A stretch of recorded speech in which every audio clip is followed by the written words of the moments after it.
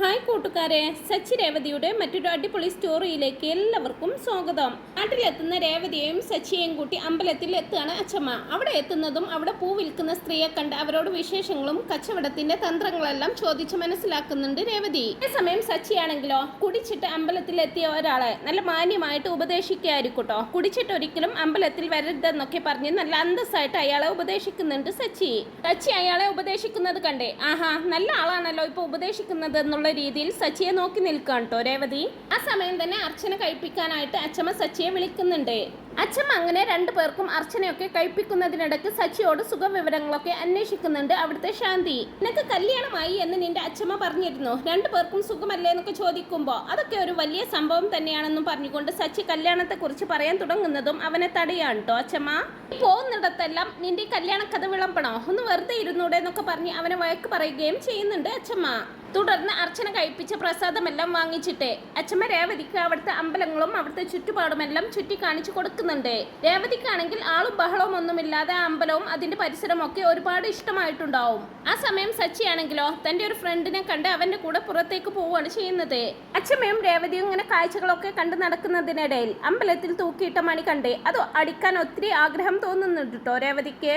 ഞാനത് അടിച്ചോട്ടെ അച്ഛമ്മയെന്നും ചോദിച്ച് ആവേശത്തോടെ അതിനടുത്തേക്ക് ഓടിച്ചെല്ലുകയും ചെയ്യുന്നുണ്ട്. പക്ഷേ രേവതി എത്ര ശ്രമിച്ചിട്ടും അത് കുറച്ച് ഉയരത്തിലായത് കൊണ്ട് തന്നെ അവൾക്ക് അത് അടിക്കാനായിട്ട് എത്തുന്നില്ല കേട്ടോ.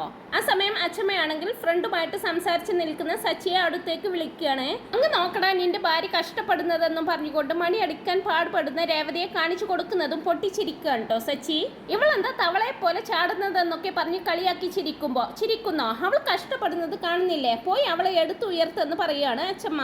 എന്താ അച്ഛമ്മ പറഞ്ഞത്, ഞാൻ അവളെ എടുക്കാനോ, വേണമെങ്കിൽ ഒരു കസേര കൊണ്ടുവന്ന് കൊടുക്കാം, അതിൽ കയറി മണി അടിക്കട്ടെ എന്ന് പറഞ്ഞ് കസേര എടുക്കാൻ പോകുന്ന സച്ചിയോട് കസേര എടുക്കാൻ എനിക്കറിയില്ലേ, നീ ഇങ്ങ് വാ ഞാൻ പറയട്ടെ. എടാ ഈ അമ്പലത്തിന് ഒരു ഐതിഹ്യമുണ്ട്, കല്യാണം കഴിഞ്ഞ് ആദ്യമായിട്ട് വരുന്ന ഭാര്യ ഭർത്താക്കന്മാർ ഭാര്യയെ എടുത്തിട്ട് വേണം മണി അടിക്കാൻ എന്നൊക്കെ മുത്തശ്ശി പറയുമ്പോൾ അതേസമയം അത് കേട്ടുകൊണ്ട് വരുന്ന ഒരാൾ അത് അങ്ങനെയല്ല അമ്മയെന്ന് പറയാൻ തുടങ്ങുന്നതും നിന്നോട് ആരെങ്കിലും ചോദിച്ചോ പോടാന്ന് പറഞ്ഞ് അയാളെ അവിടുന്ന് ആട്ടി വിടുന്നുണ്ട് അച്ഛമ്മ.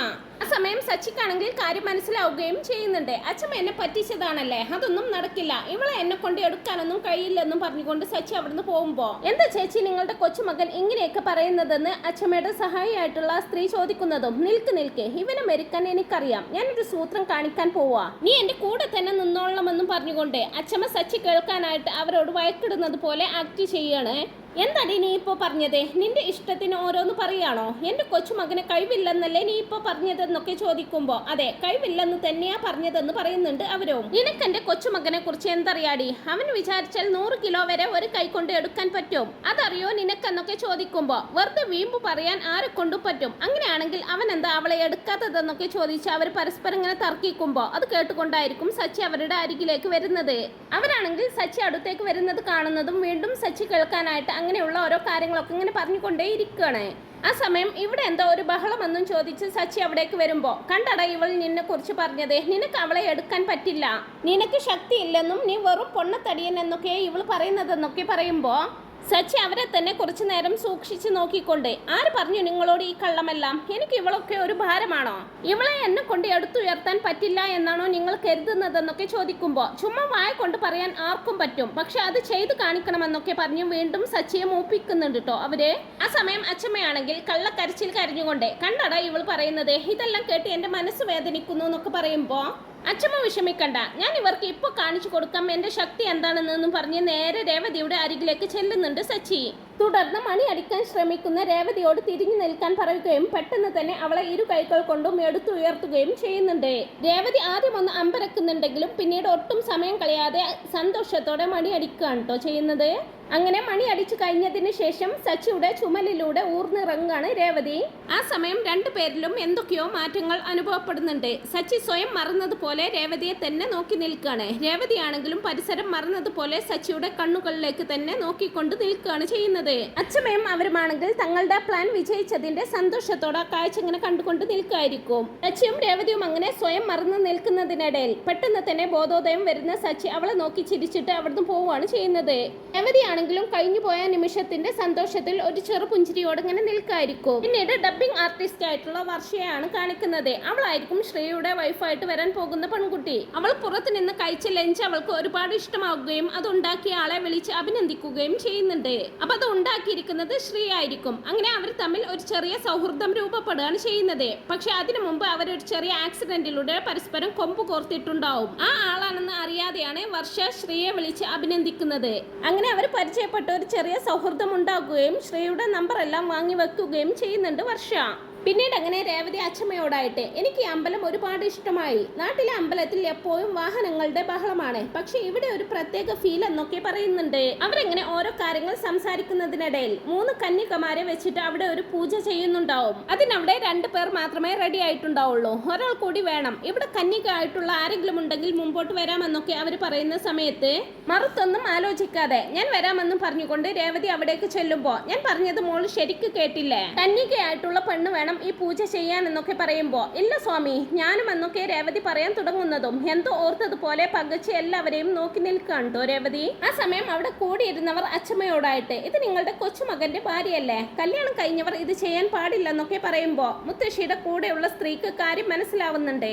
രേവതി ആണെങ്കിലോ പറ്റിയ അബദ്ധം മനസ്സിലാക്കി വേഗം അവിടുന്ന് പോരുന്നുണ്ട്. അച്ഛമ്മ എന്തോ ചോദിക്കാൻ വരുന്നതും രക്ഷപ്പെടാൻ എന്ന പോലെ സച്ചി ഏട്ടനെ കാണുന്നില്ലല്ലോ ഞാൻ പോയി നോക്കട്ടെ എന്ന് പറഞ്ഞു വേഗം അവിടുന്ന് സ്കൂട്ടാവാണ് കേട്ടോ രേവതി. ആ സമയം അച്ഛമ്മയോടായിട്ട് ചേച്ചി ശ്രദ്ധിച്ചോ, കന്യകയായിട്ടുള്ള പെൺകുട്ടി വരണമെന്ന് പറഞ്ഞപ്പോൾ രേവതി എന്തിനാ പോയതെന്നൊക്കെ ചോദിക്കുമ്പോ അറിയാതെ പോയതായിരിക്കുമെന്നൊക്കെ അച്ഛമ്മ പറയുന്നുണ്ടെങ്കിലും അറിയാതിരിക്കാൻ അവൾ എന്താ കൊച്ചുകുട്ടിയാണോ, എനിക്ക് അപ്പോഴേ സംശയം തോന്നിയതാ. അടുത്തിടെ കല്യാണം കഴിഞ്ഞ ഭാര്യ ഭർത്താക്കന്മാര് ഇങ്ങനെ പിരിഞ്ഞിരിക്കോ, പക്ഷെ സച്ചി അവളുടെ അടുത്ത് ഇരിക്കുന്നത് പോലുമില്ല. 2 പേരും മേലിയും പൂച്ചയും പോലെ വഴക്ക് കൂടിക്കൊണ്ട് നടക്കുകയാണ് എന്നല്ല അങ്ങനെ അവർ പറയുമ്പോ അച്ഛമ്മക്കും ഏകദേശം കാര്യങ്ങളെല്ലാം മനസ്സിലാകുന്നുണ്ട്. അതെ ഇഷ്ടമില്ലാതെ കല്യാണം നടന്നത് കൊണ്ടാണെന്നാ ഞാൻ വിചാരിച്ചിരുന്നത്. പക്ഷെ ഇവർക്കുള്ള ചടങ്ങുകളെല്ലാം വീട്ടിൽ ചെയ്തിരുന്നല്ലോ എന്നൊക്കെ പറയുമ്പോൾ ചടങ്ങൊക്കെ നടത്തിയിട്ടുണ്ടാകും. പക്ഷെ അവർ ഒന്നായി കഴിഞ്ഞോ എന്ന് നമുക്ക് എങ്ങനെ അറിയും? 2 പേർക്കുമിടയിൽ നടക്കേണ്ടതൊന്നും നടന്നിട്ടില്ല. അതാണ് ഇവർ തമ്മിൽ വലിയ അടുപ്പമൊന്നും ഇല്ലാത്തതെന്നൊക്കെ പറയുമ്പോൾ നമ്മൾ എന്ത് ചെയ്യാനാ, ഇത് പോയി അവരോട് ചോദിക്കാൻ പറ്റുമോ എന്നല്ല ഇങ്ങനെ അച്ഛമ്മ വിഷമം പറയുമ്പോൾ അവരോട് എന്തിനാ ചോദിക്കുന്നത്, അവർ ഇവിടെയുള്ളപ്പോൾ അവരെ ഒന്നിപ്പിക്കാൻ എന്താ വഴിന്ന് ആലോചിക്കെന്നും പറഞ്ഞ് ഒരു വഴി പറഞ്ഞു കൊടുക്കുന്നുണ്ട് കേട്ടോ. അവര് ഇവിടെ നിന്ന് കുറച്ച് പോയിട്ട് ഒരു അമ്പലമുണ്ട്, അവിടെ കൊണ്ടുപോയി വിളക്ക് കൊളുത്തി പൂജ ചെയ്യണം, അവിടെയുള്ള ബാക്കി ചടങ്ങുകളെല്ലാം ചെയ്യണം. കല്യാണം കഴിഞ്ഞിട്ടും അടുക്കാത്തവര് അവിടെ പോയി പൂജ ചെയ്താൽ ഉടനെ തന്നെ അടുത്തിരിക്കുമെന്നെല്ലാം അവർ അച്ഛമ്മയ്ക്ക് പറഞ്ഞു കൊടുക്കുന്നുണ്ട്. അങ്ങനെ ചെയ്യാമെന്ന് സമ്മതിക്കുകയും ചെയ്യുന്നുണ്ട് കേട്ടോ അച്ഛമ്മ. ആ സമയം സച്ചിയെ വിളിച്ചോണ്ട് വരികയാണ് രേവതി. വെറുതെ എന്തിനാ എന്നെ വിളിക്കുന്നത്, എനിക്ക് വരാൻ അറിയില്ലേ എന്നൊക്കെ പറയുമ്പോ അച്ഛമ്മ പറഞ്ഞതാ എന്നോട് ഇയാളെ വിളിച്ചോണ്ട് വരാനെന്നൊക്കെ ഇങ്ങനെ രേവതി പറയുന്നതും അച്ഛമ്മ പറഞ്ഞിട്ടൊന്നുമല്ല, ഞാൻ സമാധാനത്തോടെ ഇരിക്കുന്നത് നിനക്ക് പറ്റാഞ്ഞിട്ടാണെന്നൊക്കെ പറഞ്ഞ് വഴക്കടിക്കുന്നുണ്ട് സച്ചി. അതേസമയം തന്നെ അത് കണ്ടുകൊണ്ടുവരുന്ന മുത്തശ്ശിയാണെങ്കിൽ അവരെ ഒന്നിപ്പിക്കാനുള്ള എന്തെങ്കിലും ഒരു വഴി വേഗം തന്നെ ചെയ്യണമെന്ന് തീരുമാനിക്കുകയാണ്. പിന്നീട് അങ്ങനെ വീട്ടിലെത്തിയതിനു ശേഷം സച്ചി തന്റെ കാർ കൊടുത്തേൽപ്പിച്ച ഫ്രണ്ടിനെ വിളിച്ച് കാര്യങ്ങളൊക്കെ സംസാരിക്കുകയാണ്.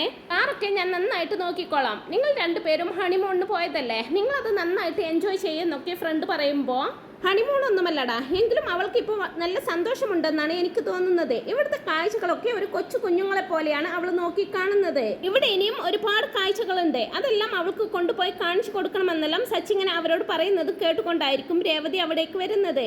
ആ സമയം ഫ്രണ്ട് ആണെങ്കിൽ സച്ചിയെ കളിയാക്കുന്നുണ്ട്. ആഹാ, ഇവിടുന്ന് പോകുന്നത് വരെ നിനക്ക് അവളെ കണ്ണിന് കണ്ടുകൂടായിരുന്നു, ഇപ്പൊ നീയാണോ അവളുടെ ആഗ്രഹങ്ങളെല്ലാം സാധിച്ചു കൊടുക്കുന്നതെന്നൊക്കെ ചോദിച്ച് കളിയാക്കുന്നുണ്ട് കേട്ടോ. അത് പിന്നെ അങ്ങനെയല്ലടാ, ഞാനല്ലാതെ പിന്നെ മറ്റാരാ അവളുടെ ആഗ്രഹങ്ങളൊക്കെ സാധിച്ചു കൊടുക്കാനെന്നൊക്കെ സച്ചി ഫ്രണ്ടിനോട് പറയുന്നത് കേൾക്കുന്ന രേവതിക്ക് ഒത്തിരി സന്തോഷമാവുന്നുണ്ട്.